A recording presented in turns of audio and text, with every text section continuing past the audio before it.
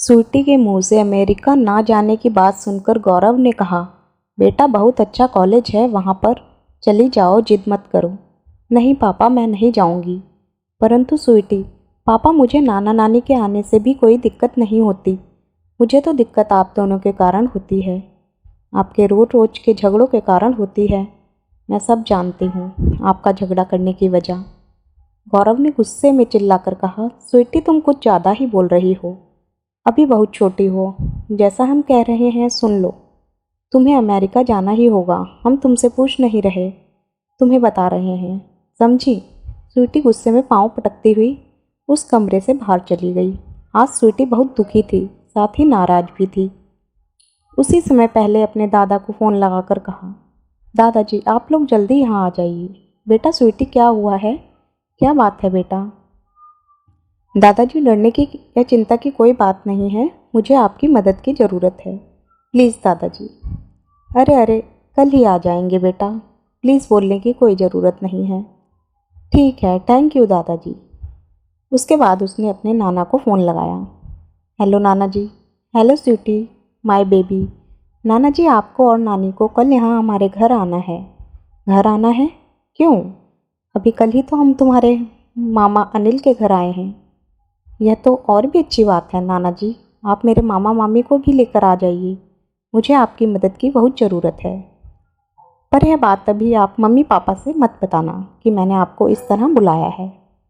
स्वीटी के नाना सोच में पड़ गए कि आखिर ऐसी क्या बात हो सकती है जो स्वीटी इस तरह उन्हें बुला रही है। दूसरे दिन शाम को स्वीटी के दादाजी और दादी उनके घर आ गए। दरवाजे की घंटी बजते ही स्वीटी ने दौड़कर दरवाज़ा खोला। अपने दादाजी को देखते ही उसने खुश होते हुए कहा, आइए दादाजी। दादी आप भी आइए।